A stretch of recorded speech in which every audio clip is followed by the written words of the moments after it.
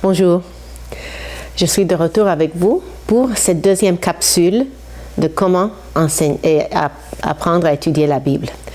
La première fois que nous avons filmé, nous avons remarqué que l'enregistrement se faisait beaucoup mieux ici à la maison que dans la salle de cours de l'église avec le bruit des autres salles et d'autres choses. Donc on a décidé que, Dieu voulant, on va continuer à filmer de la maison et on verra par la suite.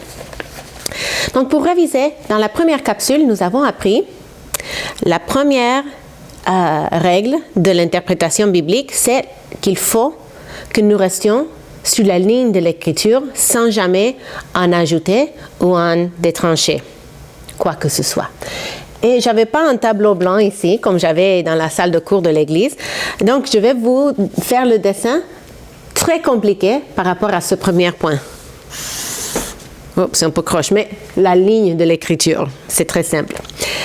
Le deuxième point d'interprétation qu'on a vu, c'était le contexte. Donc, pour expliquer un peu, donc la ligne de l'écriture, quand on dit qu'on ne doit jamais ajouter quelque chose, l'exemple qu'on a donné, c'était l'exemple du légalisme. Quand on ajoute à l'écriture par le légalisme, ce qu'on fait, c'est qu'on élève nos règles, nos convictions, nos idées des choses qui sont des zones grises dans la parole de Dieu au même niveau que l'écriture. Et ça, c'est ajouté à la parole de Dieu.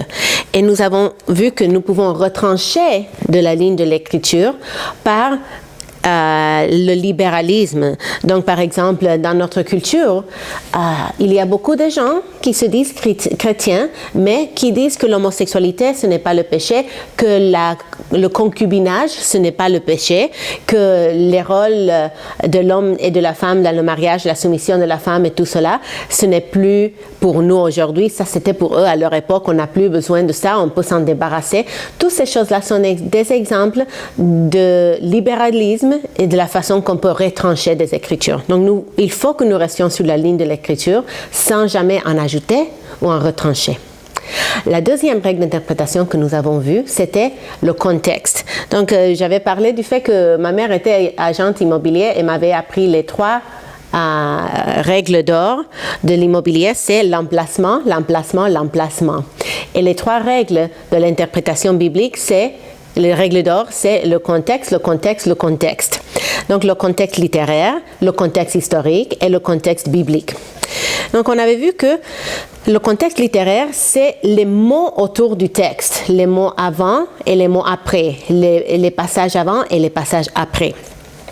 Et la meilleure façon de trouver le contexte littéraire d'un passage serait de lire les chapitres avant et après, et aussi lire tout le livre en entier, et de plus, lire les livres qui sont en paire. Par exemple, si on étudie 1 Corinthiens, ça serait bien de lire 1 et 2 Corinthiens. Le contexte historique, si le contexte littéraire, c'est les mots autour du texte, le contexte historique, c'est le monde autour du texte. C'est la situation historique des destinataires. Donc, pour découvrir cela, nous pouvons lire le livre en entier pour chercher à voir la situation qui est décrite par l'auteur. Surtout dans l'introduction ou dans la conclusion, souvent il y a des pistes. Et nous pouvons aussi lire des livres qui se situent dans le même contexte. Donc, par exemple, Paul a écrit Philippiens, Colossiens, Philémon, ainsi de suite, pendant qu'il était en prison à la même époque. Donc, ces livres partagent le même contexte historique et peuvent nous illuminer l'un sur l'autre. Finalement, nous avons vu le contexte biblique. Et cela, c'est les liens entre les livres de la Bible, les références, les citations, les allusions, au passage antérieur à celui qu'on étudie. Et la meilleure façon de découvrir le contexte biblique, c'est de voir dans une Bible d'études les références croisées dans notre passage, ou demander à une amie, chercher dans un bon commentaire et continuer à lire la Bible régulièrement pour trouver ces liens pour soi-même. Donc maintenant, nous allons attaquer le principe suivant. Quand j'étais jeune, J'étais très sportive et jusqu'à présent, je suis très sportive. Et j'ai même couru une marathon à l'âge de 41 ans parce que j'aime beaucoup courir, j'aime beaucoup le sport. Mais j'ai remarqué qu'avec le temps, avec l'âge, mon corps n'accepte plus de faire les mêmes choses que je faisais auparavant. Et je commence à avoir mal au niveau du nerf sciatique et la coiffe des rotateurs. Et mon dos me fait mal. Des fois, j'ai mal partout. Et au lieu de faire des poids lourds, j'ai commencé à faire des exercices comme de pilates, que c'est un type d'exercice qui fortifie la ceinture abdominale. Parce que la ceinture abdominale, c'est la structure centrale du corps. Et si on se fortifie au niveau de la ceinture abdominale, on va fortifier tout le corps parce que tout sort de là. Et de la même façon que nous devons fortifier notre ceinture abdominale, notre structure au niveau du corps, nous pouvons aussi comprendre un texte biblique et fortifier notre connaissance de la Bible en comprenant la structure d'un passage. Voici l'image que j'ai dessinée. C'est pas très bon, mais c'est un squelette. C'est un squelette. Le corps humain a plus de 200 os. Et sans le squelette, les muscles, les articulations, les ligaments, le cartilage, le tendon n'auraient rien à quoi s'attacher. On serait comme des méduses. Et les textes bibliques, ce n'est pas différent. Chaque texte a une structure organisée par le Saint-Esprit et à travers la plume des hommes. Le principe biblique est ceci. Chaque texte a une structure. Cette structure révèle l'emphase ou bien l'accent du passage. Et quelle est la meilleure façon de trouver cette emphase? D'abord, on doit lire, relire, lire à haute voix, lire à nouveau, lire dans des différentes traductions, demander à quelqu'un de nous lire et même écouter sur une application mobile. Deuxièmement, pour trouver la structure, une autre piste, c'est de lire une traduction très littérale plutôt qu'une traduction dynamique. Les deux sont bons, mais pour trouver la structure, parfois c'est utile de lire une traduction littérale. Troisièmement, nous devons chercher la répétition des mots, des phrases ou des idées qui sont répétées dans notre passage. Et aussi chercher un clair énoncé de thèse. Puis aussi, c'est important de comprendre la différence entre un type de texte et un genre. Le mot genre, un genre littéraire, c'est une catégorie plus grande. Ça parle du contenu du livre. Par exemple, ça parle de la période de l'histoire, le point d'origine et le contenu du texte lui-même. Comme dans la Bible, il y a 6 genres littéraires. L'histoire de l'Ancien Testament, la loi, le genre prophétique, la sagesse, comme les psaumes et les proverbes, et les évangiles et les actes, qui c'est l'histoire du Nouveau Testament, et puis les épîtres. Ce sont des genres. Mais puis, il y a aussi des types de textes. Et les types de textes, c'est la forme de l'écriture, le style de base. Et ça, c'est une catégorie plus simple et plus directe. Et il y a 3 simples styles ou formes de texte. Le type de texte, c'est narratif, poésie et discours. Et dans chaque de ces types de textes, il y a des stratégies différentes pour chercher la structure. Le premier, c'est narratif. Donc, pour comprendre un texte narratif, c'est important d'essayer de comprendre l'histoire, les événements qui sont racontés et liés et qui prennent forme. Et pour chercher cela, nous devons chercher l'intrigue du texte. Identifier les personnages, surtout comment ils se développent au long du passage. Et puis, comprendre les dispositifs littéraires. Par exemple, changement de jour, de scène, de ton. Toutes ces choses-là nous aident à trouver la structure du texte. Et nous pouvons aussi chercher des comparaisons et contrastes dans les personnages ou les actions. Deuxièmement, dans le type de texte poétique, la poésie, D'abord, la définition, c'est une prose avec une intention esthétique particulière. Et nous pouvons chercher sa structure à travers les répétitions. Souvent dans la poésie hébraïque, par exemple, il y a des parallélismes. On répète la même chose de façon différente. Changement d'imagerie. Changement de voix ou de grammaire. Souvent dans les psaumes, on peut voir qu'à un moment donné, le psalmiste s'adresse à Dieu. Mais puis, il s'adresse au peuple d'Israël. Ensuite, il s'adresse aux nations. Donc, quand nous voyons que la voix, la personne vers qui il parle, change, cela démontre un changement dans la structure. Et aussi des changements de parallélisme. Finalement, dans le discours, nous voyons une stratégie différente. Le discours, l'exemple que nous prenons comme étude pour nous, c'est les épîtres, surtout Jude, comme nous allons voir tantôt. Et ce sont des discours contenus dans des livres de la Bible qui peuvent être d'une variété de genres. Donc, par exemple, dans la Pentateuque, à plusieurs reprises, nous voyons des discours donnés par Moïse au peuple de Dieu. Dans le livre des Actes, qui est une section avec beaucoup de narratifs, des histoires, nous voyons des discours comme Paul s'adresse à ceux qui l'ont amené en prison, ou quand Étienne s'adresse au Saint-Hédrin, ainsi de suite.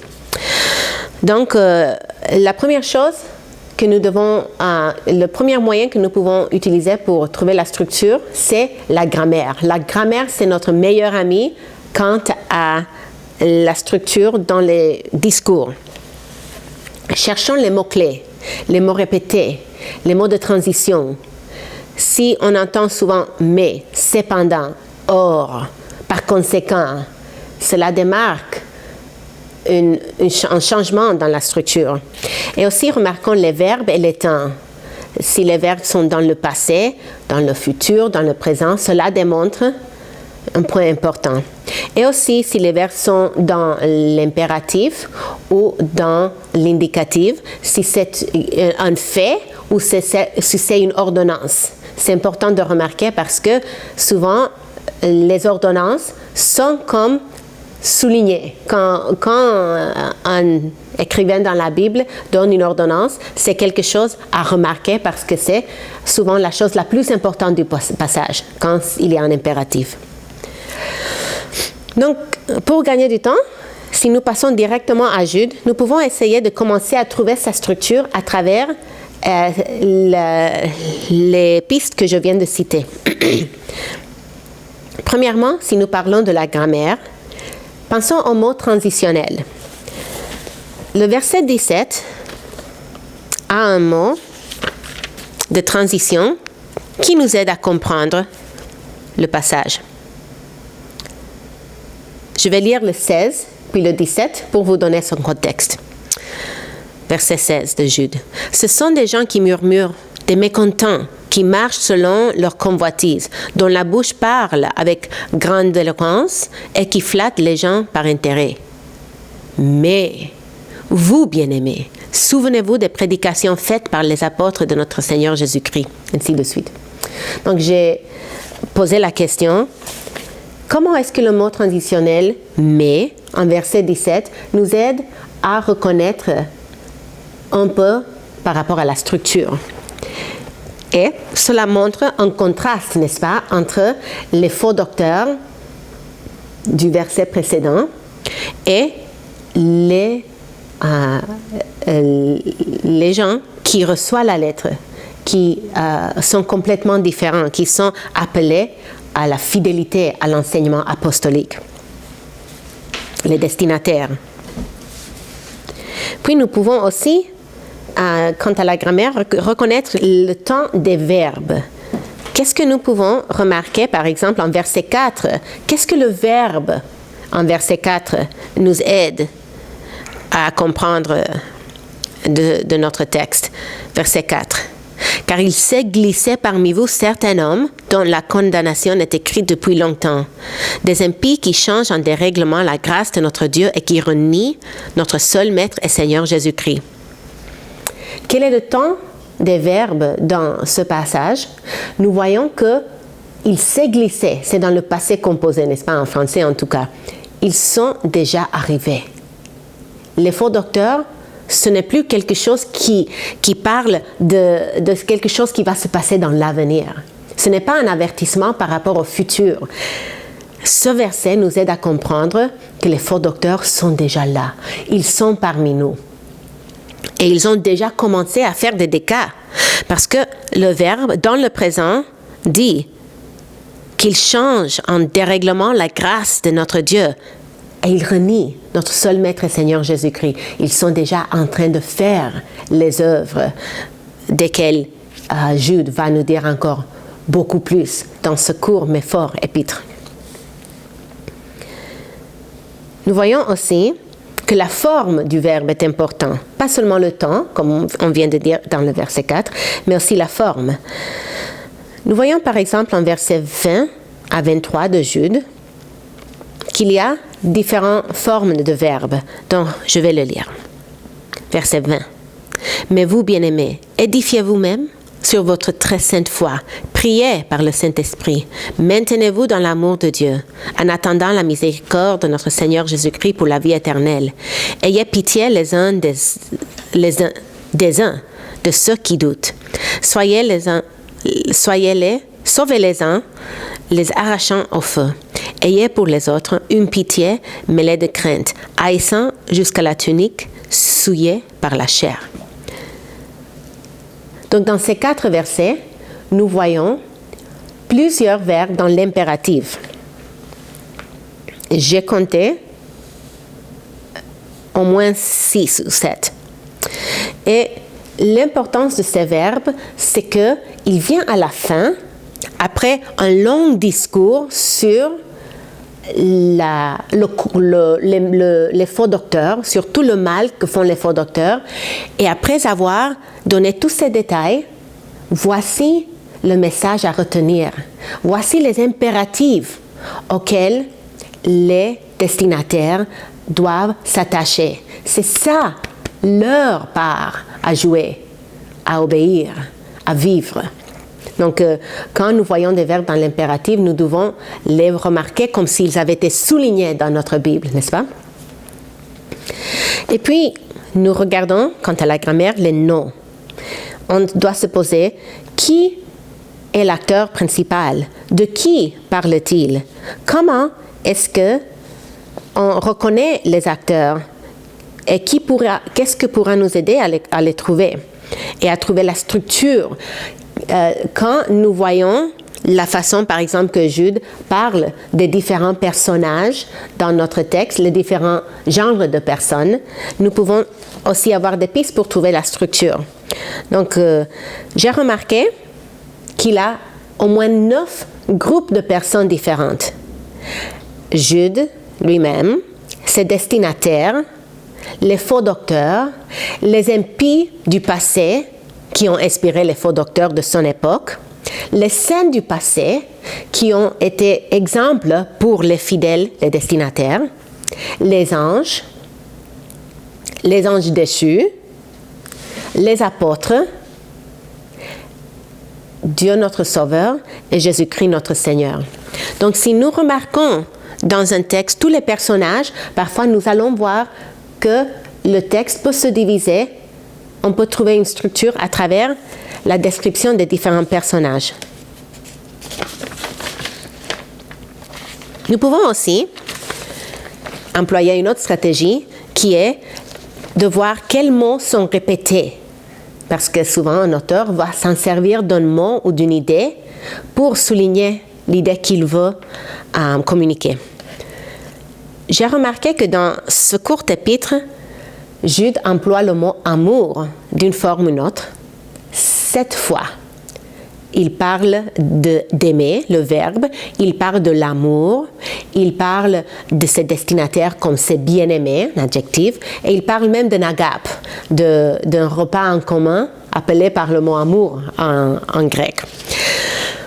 Et toutes ces mentions du mot « amour » soulignent cette emphase qu'il met sur l'importance de l'amour. Donc, pour moi, j'ai tiré au moins